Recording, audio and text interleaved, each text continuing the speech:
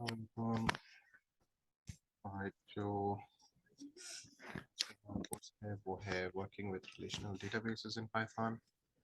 ये last chapter है from this course and इसमें हम लोग देखेंगे कि किस तरह से जो रिलेशनल डेटाबेसेस हैं, जो एसक्यूएल डेटाबेसेस हैं, वो किस तरह से हम उनको इंपोर्ट कर सकते हैं, वर्क कर सकते हैं उनके साथ और क्वेरी कर सकते हैं।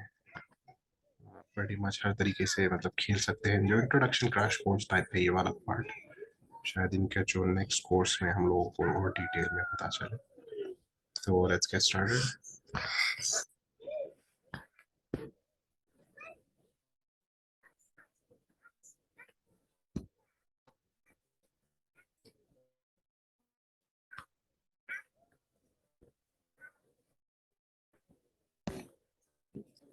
ओके, तो पहला वाला क्वेश्चन इनका ये है कि जो रिलेशनल मॉडल होता है उसके बारे में कौन सी चीज़ इसमें सही नहीं है। तो अगर आप लोगों को एसक्यूएल डेटाबेसेस के बारे में पता होगा तो आपको पता है कि टेबल्स आपस में लिंक्ड होते हैं और किस तरह से रिलेशन बनता है उनके बीच में, किस तरह से जो आईडीज होते हैं, यूनिक आईडीज, वो यहाँ से वहाँ उनको कैरी ऑन किया जाता है या उनके थ्रू रीड किया जाता है, लिंक किया जाता है टेबल्स को।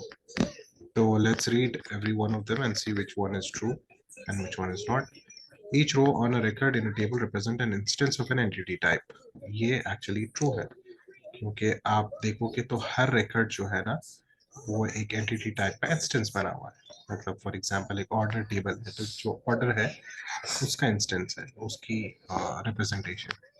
या अगर कस्टमर है तो कस्टमर के बारे में उसकी इंफॉर्मेशन है। तो हर एक एक जो रिकॉर्ड होगा वो एक एक कस्टमर का होगा। वैसे ही each column in a table represents an attribute और फीचर ऑफ एन इंस्टेंस। ये भी ट्रू है। तो अगर आप देखोगे तो हर कॉलम एक टेबल के अंदर एक एट्रीब्यूट बताता है या फीचर बताता है उस इंस्टेंस का। जैसे कस्टमर है तो कस्टमर नेम अगर आप देखोगे तो एक फीचर हो गया कस्टमर का। या कस्टमर आईडी है तो उसका भी एक एट्रीब्यूट है या फीचर है कस्टमर का। तो हर एक एक column basically represents that. Every table contains a primary key column which has a unique entry for each row. जब भी आप रिलेशनल डेटाबेसेस के साथ खेलेंगे तो हर टेबल के अंदर उनकी कीज होना जरूरी है जिसके थ्रू उनको एक्सेस किया जा सकता है, यूनिक आईडी। ठीक है, तो ये भी ट्रू है, हर एक की प्राइमरी की होती है। ओके, लास्ट वाला एक बार देख लेते हैं। There are relations between tables which is true. हर टेबल्स के बीच में रिलेशन होगा, तभी तो उसे रिलेशनल डेटाबेस का नाम दिया गया है। अब ये फोर्थ वाला देखते हैं, database consist of at least 3 tables. ये ट्रू नहीं है। कभी कभार 2 टेबल से भी बन जाते हैं, कभी कभार 1 टेबल के साथ भी डेटाबेस बनता है। It's fine, you know, there is no requirement कि 3 टेबल्स मिनिमम होने चाहिए। ओके, तो दिस इज फॉल्स। डेटाबेस जब आप स्टार्ट बनाते हो तो डेटाबेस का इंजन उसे कहते हैं जिसके अंदर कनेक्शन होता है। ठीक है, इंजन बनाता है कनेक्शन टू द डेटाबेस। तो यहाँ पे अगर हमारे पास कोई एसक्यू, जैसे यहाँ पे इन्होंने दिया है SQL light version of database. SQL light भी एक तरह की एसक्यूएल का एक लाइट वर्जन है, लैंग्वेज है एक तरह से। एसक्यूएल लैंग्वेज लिखने के लिए एक सॉफ्टवेयर है या क्या कहेंगे आप उसको। तो खैर उसकी एक फाइल है northwind.sqlite, या हम जो यूज करने वाले हैं वो chinook.sqlite। तो ये फाइल है, ये फाइल डेटाबेस फाइल है और इसको हमें कनेक्ट करना है। तो कनेक्ट करने का जो तरीका है, जो यहाँ पे इन्होंने वीडियो में भी शायद आपको दिखाया है, तो वो आप उसको ही आप वापस से लिखोगे या क्रिएट करोगे। तो सबसे पहले तो आपको इंपोर्ट करना होगा create engine from this package. तो एसक्यूएल एल्केमी एक पैकेज है जिसके अंदर क्रिएट इंजन एक मॉड्यूल है जिसे आपको यूज करना होगा एक कनेक्शन बनाने के लिए। तो चूंकि हमें इस फाइल के साथ, इस डेटाबेस के साथ कनेक्शन बनाना है, तो हम लोग ये क्रिएट इंजन फंक्शन यूज करेंगे और फंक्शन यूज करके स्टोर कर लेंगे एक वेरिएबल में नेम engine। ये कुछ भी हो सकता है, आप अपना नाम दे दीजिए, कोई बात नहीं, बट जस्ट बिकॉज एक नाम जस्ट दैट मेक सेंस, तो इंजन इन्होंने नाम सजेस्ट किया और वही हम लोग यहाँ पे लिख रहे हैं, engine is equal to create engine this. ठीक है, तो हम लोगों ने इसमें स्टोर कर लिया, क्या स्टोर करा, ये कनेक्शन। नेक्स्ट पार्ट, तो ये आपने कर लिया, उसके बाद कनेक्शन आपने बना लिया चिन्ह से। नेक्स्ट क्या है कि आपको क्या करना है, उस में से टेबल नेम्स निकालने। आपका जो डेटाबेस है उसके टेबल नेम से, तो टेबल नेम्स कैसे देखोगे, तो उस कनेक्शन का नाम इंजन, जो हम लोग इंजन क्रिएट किया, डॉट टेबल नेम्स, ये फंक्शन करने से आपको सारे टेबल नेम्स आ जाएंगे। तो आप किसी भी वेरिएबल में स्टोर कर लो और उसको अगर आप प्रिंट करोगे तो आपको दिख जाएंगे कि उस डेटाबेस में क्या क्या टेबल नेम्स थे। तो अगर आप ये देखोगे नीचे, तो ये सारे टेबल्स हैं, कई सारे। ओके, क्वेरी, क्वेरी कहते हैं किसी चीज, किसी भी डेटाबेस में से सेलेक्ट करके चीजें निकालना, मन चाही चीजें, मन चाहे आपका जो इंफॉर्मेशन है आप पर्टिकुलर सेलेक्ट करना चाहते हो और उतना ही डेटा आप निकालना चाहते हो जितना कि आपको जरूरत है, उसे कहते हैं क्वेरी। ठीक है, तो query is basically viewing the particular part of information that you desire। तो यहाँ पे अब हम लोग क्वेरी करेंगे, क्या करने वाले हैं। अच्छा, सबसे पहले तो उन्होंने कहा कि भैया आप पहले इंपोर्ट कर लो सारी चीज़ें और इंजन बना लो, कनेक्शन बना लो, और नेक्स्ट जो है इंजन का, इंजन को पहले कनेक्ट, फंक्शन से कनेक्ट करो। ठीक है, इंजन तो आपने बना लिया, उसको कनेक्ट करो, कनेक्शन बेसिकली ओपन करना है यहाँ पे। ठीक है, उसके बाद आपको क्लोज भी करना होगा, ये देखिए लास्ट में क्लोज भी है। तो सबसे पहले आपने इंजन डॉट कनेक्ट रन करके कनेक्ट कर लिया उसको, उसके बाद उस कनेक्शन के वेरिएबल, ये वेरिएबल स्टोर कर लिया। ठीक है, कॉन में, अब कॉन का जो वेरिएबल है, जो कनेक्शन का जो वेरिएबल था, उसको डॉट एग्जीक्यूट आप करोगे तो आप उसके ऊपर क्वेरी रन कर पाओगे। तो यहाँ पे हमने किया कॉन डॉट एग्जीक्यूट, उसके बाद हमने क्वेरी लिखी। क्वेरी उन्होंने क्या कहा कि select all columns from the album table. तो उसके लिए क्वेरीज, अगर आप एसक्यूएल आपने पढ़ा होगा या वो अगर नहीं भी पता है तो इट्स वेरी सिंपल।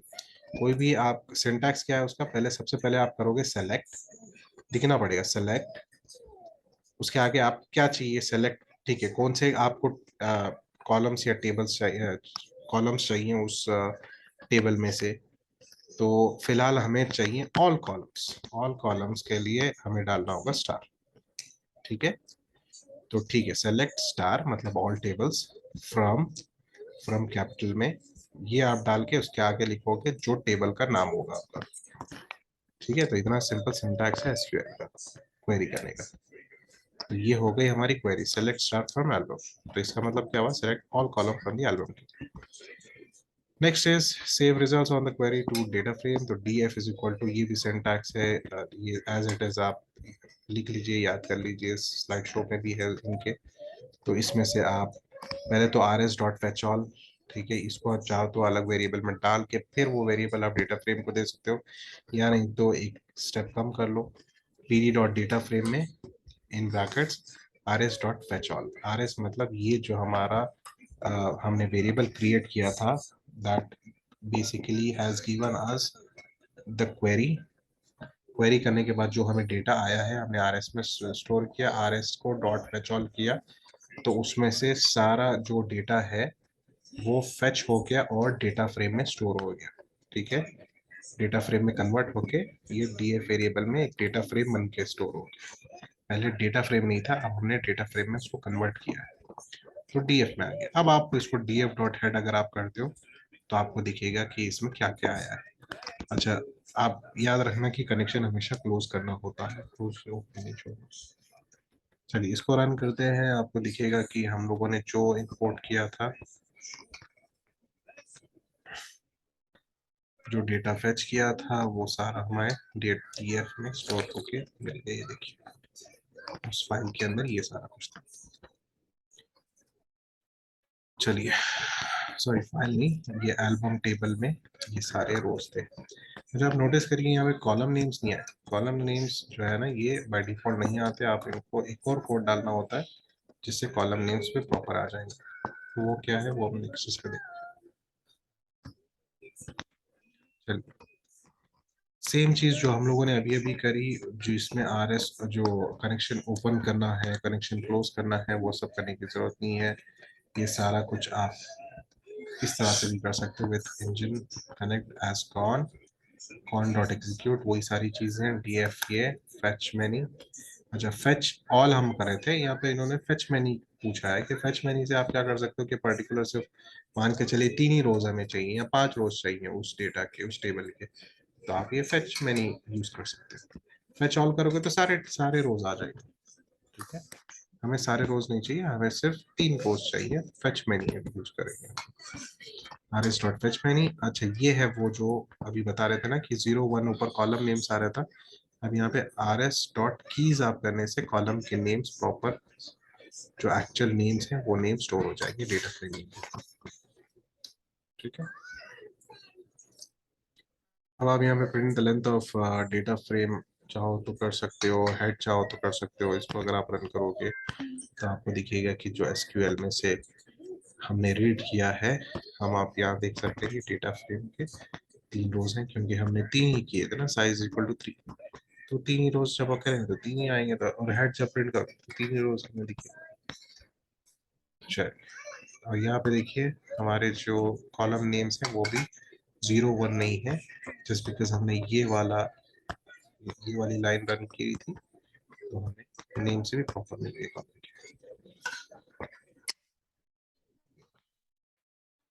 वेयर भी एक और पार्ट है एसक्यूएल क्वेरीज का। वेयर यूज करते हैं तब जब आपके पास कोई कंडीशन हो, कंडीशन की ट्रू होने से, तो यहाँ पे देखेंगे कि जिस तरह से इंजन इंजन क्रिएट करना है वैसे कर लिया, उसके बाद कनेक्शन ओपन किया, एग्जीक्यूट में हमने अ,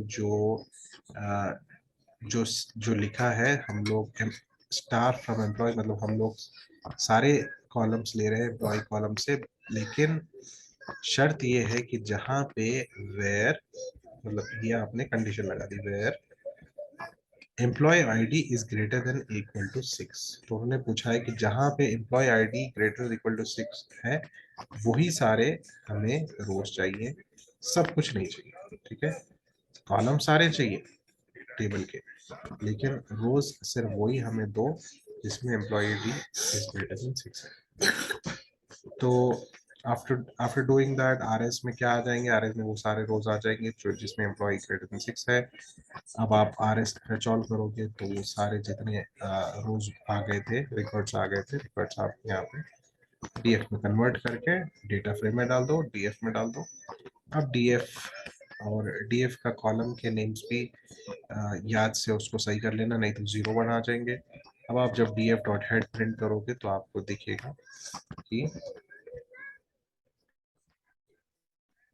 जब आप इतना रन करोगे तो आपको दिखेगा कि हम लोगों ने सक्सेसफुली एम्प्लॉय में से जहाँ पे भी एम्प्लॉय आईडी ग्रेटर देन 6 था वो हमने ले लिया। ये देखिए 6 7 8 आ गया, but only those with employ ID greater than 6। ये हो गया कंडीशन लगाना यूजिंग वेयर।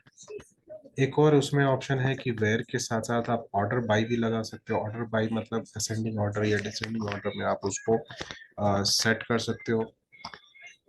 तो जैसे कि यहाँ पे उन्होंने पूछा है कि भाई आप इसको ऑर्डर भी लगाओ, orders them in increasing order by column birth date.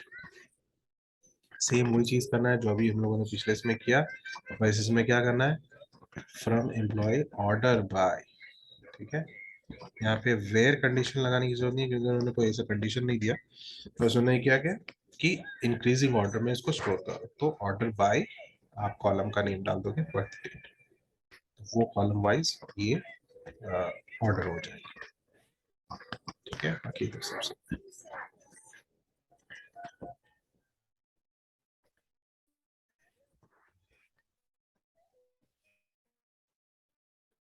Okay. और हमारे पास क्वेरीज करने का एक और तरीका है। अच्छा, ये जो हम लोगों ने इतना सब कनेक्शन ओपन किया, कनेक्शन को स्टैब्लिश किया, फिर एग्जीक्यूट किया क्वेरी, और फिर उसको डेटा फ्रेम में कन्वर्ट किया। इतना सब करने की जगह एक और तरीका है, एक सिंगल लाइन तरीका है, वो ये कि आप सिर्फ और सिर्फ pd dot read SQL query, ये फंक्शन अगर आप रन करते हो और उसको सिर्फ और सिर्फ आप क्वेरी दे दो अपनी, और इंजन का नाम दे दो आपका, ठीक है, इतना दे दोगे तो वो बाकी सब काम कर लेगा। कनेक्शन भी ओपन कर लेगा, वो एग्जीक्यूट भी कर लेगा, उसके बाद वो रिकॉर्ड्स फेच ऑल भी हो जाएंगे, और कनेक्शन क्लोज भी हो जाएगा। ठीक है, इतना सब एक ही लाइन में कर देगा by using this function read underscore SQL query. Very good function, helpful function, इतना सब आपको कोड लिखने की जरूरत है। तो यहाँ पे हम लोगों ने इंपोर्ट किया, इंजन बनाया, इंजन बनाने के बाद ये वाली क्वेरी रन की जो अभी अभी मैंने बात की, और उसका हेड देख लिया। फिर दूसरी जगह जो हम लोगों ने पुराना मेथड जिसमें इंजन कनेक्ट, फिर कनेक्ट एग्जीक्यूट, फिर फेच ऑल कर दिया, हर रिकॉर्ड्स को निकाल लिया, फिर उसके कीज को कॉलम्स में डाल दिए, ये सब करना और ये करना, ये एक तरफ और ये एक तरफ। अब दोनों को हम कंपेयर करें, क्या ये और ये करना सेम है? इतने 3-4 लाइन का कोड लिखना और यहाँ पे एक लाइन का कोड लिखना, क्या ये दोनों का सेम है? रिजल्ट हम लोग कंपेयर करेंगे by using df dot equals df1। एक हमने df बनाया, एक हमने df1 बनाया, दो वेरिएबल्स बना दिए, दोनों में अलग अलग तरीके से डेटा डाला, लेकिन क्या ये दोनों सेम है? ये देखिए, ये df है,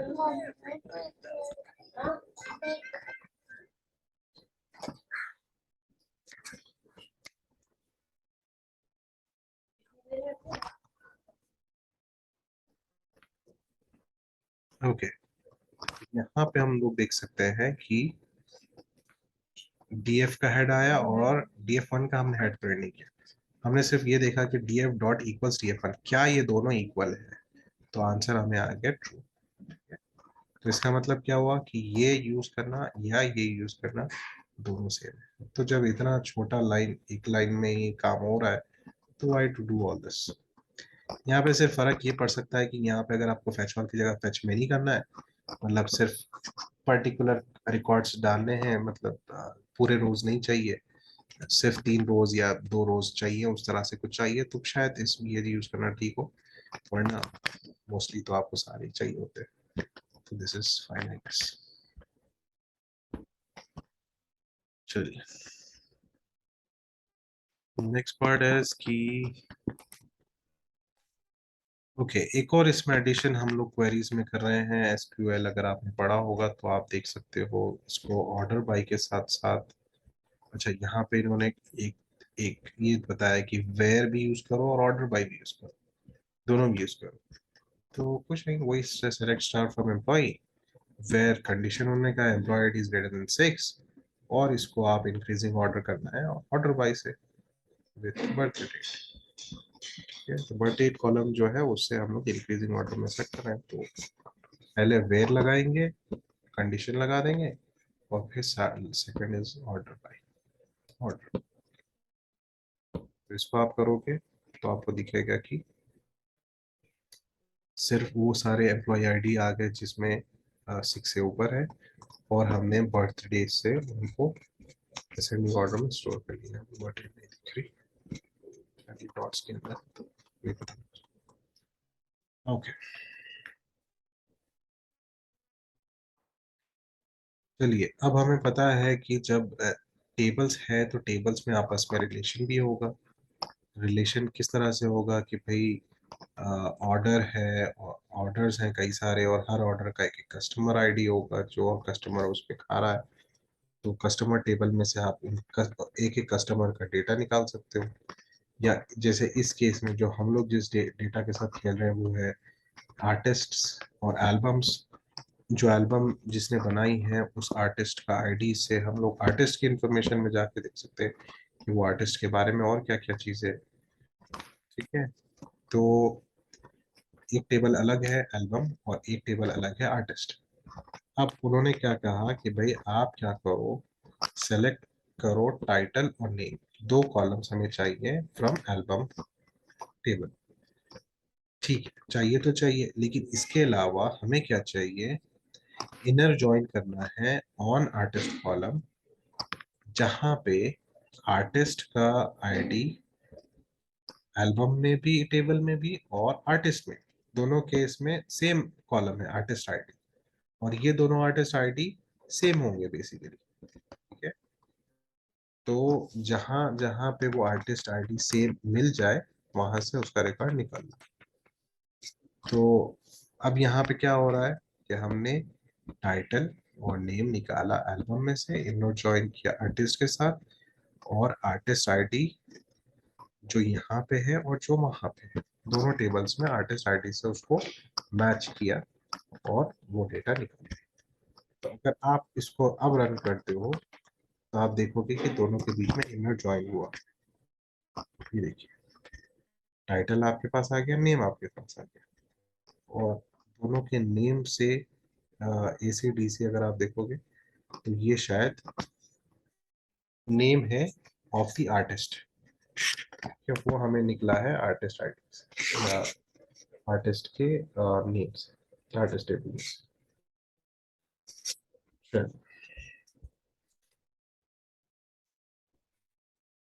I think that's about it from this course. Okay, others. One more उन्होंने कहा है कि भैया आपको एक और ये करना है, सेम वही चीज इनर ज्वाइन करना है, और वही हम लोग करेंगे। सेलेक्ट स्टार, हमें पूरे कॉलम चाहिए from playlist track, inner join करो ट्रैक के साथ, वेयर प्लेलिस्ट ट्रैक आईडी और ट्रैक ट्रैक आईडी दोनों सेम है, इनके ऊपर आप इनर ज्वाइन करो। वेयर, यहाँ पे कंडीशन भी है, वेयर मिली सेकेंड्स, जो मिली सेकेंड कॉलम है, जहां जहां पे मिली सेकेंड्स लेस देन 25,000 होंगे, या जो भी 250,000, 250,000 से नीचे होंगे, वो ही सारे हमें रिकॉर्ड्स चाहिए। तो इस तरह से करने से वो वेयर कंडीशन भी आती है। चलिए, इसको अगर आप रन करोगे तो शायद आपको दिखेंगे वो सारे डिटेल्स, जहाँ पे मिली सेकेंड्स इज लेस देन 250,000। ये देखिए, मिली सेकेंड कॉलम है, सारे 250,000 ही नीचे। Alright.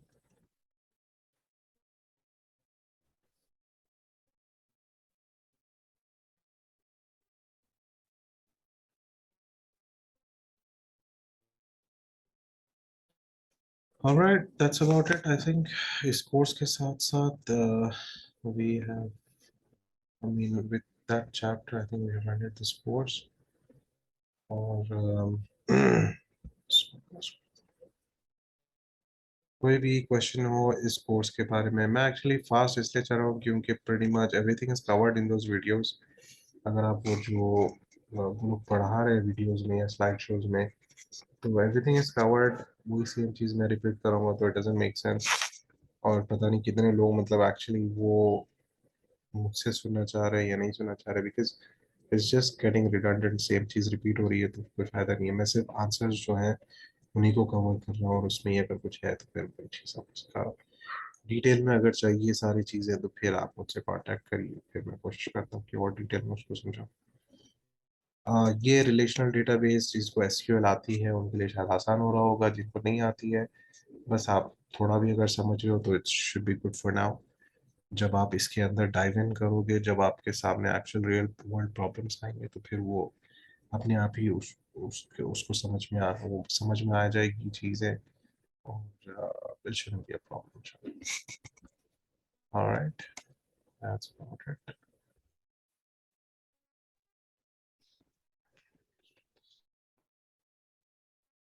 Yeah, Allah Hafiz.